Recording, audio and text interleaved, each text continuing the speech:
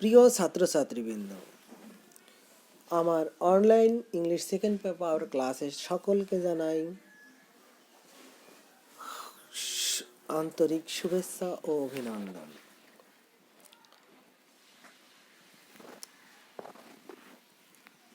আজকে আমি তোমাদের সাথে প্রোনাউন রেফারেন্স নিয়ে আলোচনা করব।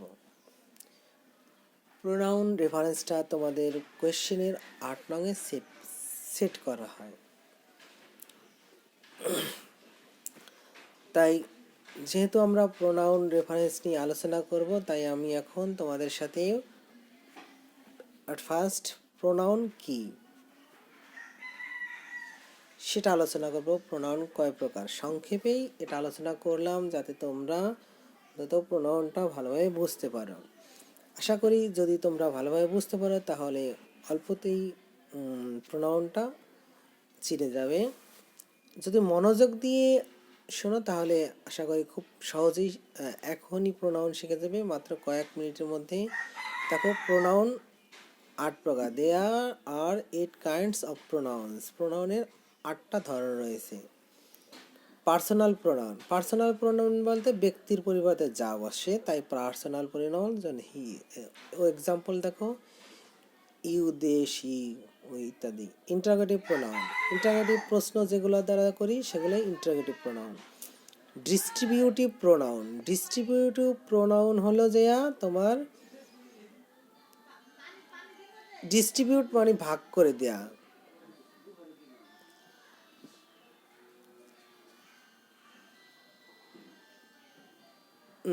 তা হলো যেমন ইস, নিদার, ইদার, ইসাদার। ইস মানে তোমার প্রত্যেকে আলাদা আলাদা, ঠিক আছে। নিদার আলাদা আলাদা, এরকম একটা বিষয়। নাসে না অমুকে, ইদার হয় সে না হয় আর একজন, এরকম। ডিস্ট্রিবিউট মানে যে আলাদা করে বোঝায়। Demonstrative pronoun. ডেমনস্ট্রেটিভ প্রোনাউনটা শুনতে যতই কঠিন হোক তার সাথে বেশি সোজা। পূর্ববর্তী কোনো নাউন প্রোনাউন বা বস্তু, পূর্ববর্তী কোনো ব্যক্তি বা বস্তু, প্রোনাউন না তো, পূর্ববর্তী কোনো ব্যক্তি বা বস্তুর পরিবর্তে পরে যা বসে তাই ডেমনস্ট্রেটিভ প্রোনাউন। যেমন I have a pen, this is red. এই পেনের পরিবর্তে দিস বসছে, তাই দ্বিতীয়বারে এই প্রোনাউনটা দিসটা হলো distributive pronoun. This, that, those এগুলোকে ডেমনস্ট্রেটিভ প্রোনাউন বলে।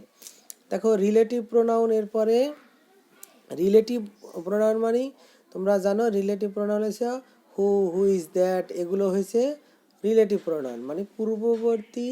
রিলেটিভ মানে তো জানো আত্মীয় বা সম্পর্ক, মানে একটার সাথে আর একটার যে সম্পর্ক তৈরি করে সেটাই হয়েছে relative pronoun. Reciprocal pronoun. Reciprocal মানে একে অন্যের উপর, ঠিক আছে। ইচ আদার, ওয়ান অ্যানাদার, ঠিক আছে, এগুলো হয়েছে একে অন্যের, তারা একে অন্যকে সাহায্য করে, তারা প্রত্যেককে সাহায্য করে, এগুলো হয়েছে reciprocal pronoun. Reflexive pronoun. Reflex মানে নিজে নিজের উপর, সে সে সে সে নিজে নিজে, তারা নিজেরা, এরকম হচ্ছে reciprocal. My self, your self, her self, them self, এগুলো হচ্ছে রিফ্লেক্সিভ প্রোনাউন। Indefinite pronoun. দেখো, ইনডিফিনিট মানে অনির্দিষ্ট। যেমন কিছু লোক আসছে, একটা লোক আসছে, কেউ না কেউ এখানে এসেছিল, এগুলো হচ্ছে ইংরেজিতে ওয়ান, এনি ওয়ান, সামওয়ান, এগুলা ইনডিফিনিট প্রোনাউন। দেখো, এই ছিল সংক্ষেপে তোমার প্রোনাউন নিয়ে আলোচনা। এবার দেখো প্রোনাউন রেফারেন্স, আমরা যেটা বইতে যেভাবে আমাদের কোয়েশ্চেনে সেট করা হয়। দেখো, কোয়েশ্চেন সরাসরি আইডেন্টিফাই দ্য আনক্লিয়ার প্রোনাউন। খেয়াল করো, আনক্লিয়ার প্রোনাউন মানে প্রোনাউন দেয়া আছে কিন্তু স্পষ্ট না, ঠিক আছে। তোমাদের কাজ হলো জাস্ট স্পষ্ট করে তোলা। তোমাকে ক্লু দেওয়া আছে বা অস্পষ্ট দেওয়া আছে, তোমাদের এটাকে স্পষ্ট করে তুলতে হবে, ঠিক আছে। যাক ধরো, হির পরিবর্তে ইট ব্যবহার করতে পারে, আবার দেয়ারের পরিবর্তে হি ব্যবহার করতে পারে বা দের পরিবর্তে হি ব্যবহার করতে পারে, এরকম অস্পষ্ট থাকবে বা ভুল দেয়া থাকবে, কিন্তু দেয়া থাকবে। এগুলো আমাদেরকে ক্লিয়ার করতে হবে। In the following paragraph where necessary, যদি যেখানে দরকার রিরাইট দ্য সেন্টেন্সটা পুনরায় লেখো। So that all pronoun reference are clear, যাতে সমস্ত প্রোনাউন ক্লিয়ারটা প্রোনাউন রেফারেন্সটা স্পষ্ট হয় বা সবাই বুঝতে পারে। দেখো রিরাইট দ্য সেন্টেন্স, রিরাইট করতে বলছি, তার মানে এটা অবশ্যই শুধুমাত্র উত্তর লিখলে হয় না, পুরো প্যাসেজটাই লিখতে হয় এবং প্রোনাউনটাকে ক্লিয়ার করে দিতে হয়। তবে ক্লিয়ার করার পরে আবার আন্ডারলাইন করে দিতে হয় যে আমি এটা ঠিক করছি, তাহলে বেটার হয়। দেখেন একটা প্যাসেজ যা হয়েছে regarding Nelson Mandela. Nelson Mandela was the greatest leader of south Africa. In fact it was one of the greatest leaders in the world, although all through its life he struggled against apartheid.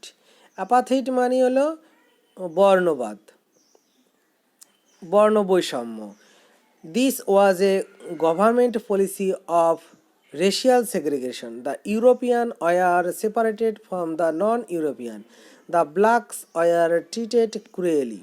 Those were alien in its country. দেখো Nelson Mandela ছিল greatest leader, সবচেয়ে বড় leader South আফ্রিকার। In fact প্রকৃতপক্ষে আসলে it was one of the greatest leaders in the world. এটা দিয়ে কি বোঝানো হয়েছে? এটা দিয়ে আসলে মূলত নেলসন ম্যান্ডেলার বোঝানো হয়েছে। আর তোমরা জানো বস্তুর পরিবর্তে ইট বসলেও ব্যক্তির পরিবর্তে ইট বসে না, হি বা শি বসে। তবে মহিলাদের ক্ষেত্রে শি বসে আর পুরুষের ক্ষেত্রে হি বসে। নেলসন ম্যান্ডেলা যেহেতু একটা পুরুষ, তাই এই ইটের পরিবর্তে আমাদেরকে শি ব্যবহার ইটের পরিবর্তে আমাদেরকে হি ব্যবহার করতে হবে, হি। এই তো হি ব্যবহার করলাম। এবার দেখো আমি একটু আন্ডারলাইন করে দিলাম যাতে বোঝা যায়। One of the greatest leader in the world, all through its life. আবারও দেখো ইটস লাইফ আছে, ইটস লাইফ না দিয়ে আমি করব এখানে অল থ্রু হিজ লাইফ দিব। হিজ লাইফ তার সারাটা জীবন সে তোমার সংগ্রাম করেছে। He struggle against apartheid. This was a government policy. দেখো দিস ওয়াজ, ঠিক আছে, এটা ছিল একটা গভর্নমেন্ট পলিসি, দিস বলতে মূলত এখানে বোঝানো হয়েছে অ্যাপারথেইড, APAR, অ্যাপারথেইডটা ছিল তোমার বর্ণবৈষম্যটা ছিল একটা সরকারি মানে পলিসি, কৌশল অফ সোশ্যাল সেগ্রিগেশন, মানে সামাজিকভাবে একজনকে আর একজন থেকে আলাদা করে রাখা। সেগ্রিগেশন মানে আলাদা বা বিচ্ছিন্ন করে রাখা।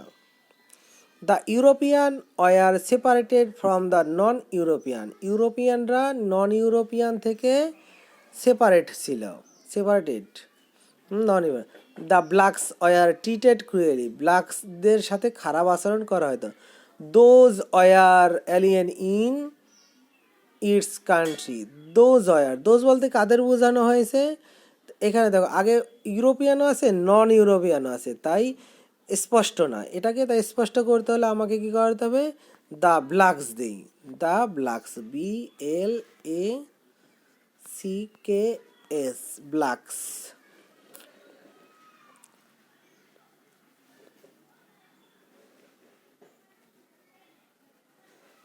ব্ল্যাকসে আন্ডারলাইন করে দিলাম। Were alien in its country না, মূলত ইটস বলতে বস্তু বোঝায়, এবার ইটস যারা তাদের বোঝায়, তাই THEIR,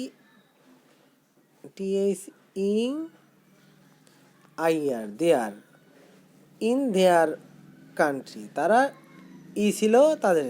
দেখো নেলসন ম্যান্ডেলার উত্তরটা আমি তোমাদের জন্য লিখে রেখেছি যে Nelson Mandela was the greatest leader of south Africa. In fact এভাবে একটু বোল্ড করে দিছি যাতে তোমরা বুঝতে পারো।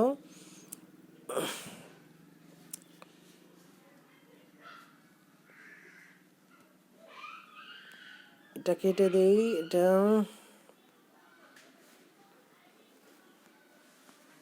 ডি দেওয়াই বেটার, দ্য ব্ল্যাকস দেওয়াই বেটার। দেখো এভাবে তোমরা উত্তর করবে এবং যখন উত্তরটা লিখবে তখন চেষ্টা করবে যেন যেই উত্তরটা লিখছো ওটা যেন মানে তোমার হাইলাইট করা যায় পরীক্ষকের কাছে। আশা করি তোমরা এই প্রোনাউন রেফারেন্সটা বুঝতে পারবে এবং যদি কারো সমস্যা থাকে তাহলে অবশ্যই আমাকে যে কোনোভাবে তোমরা নক করতে পারো, মেসেঞ্জার দিয়ে অথবা ফেসবুকে কমেন্টের মাধ্যমে অথবা ইউটিউবে কমেন্টের মাধ্যমে অথবা কল করে, যে কোনোভাবেই হোক। দেখো আর মনে রাখবে আগে প্রোনাউন রেফারেন্সটা ভালোভাবে পড়ে নিও, তাতে তোমাদের খুব ভালো হবে। আল্লাহ হাফেজ।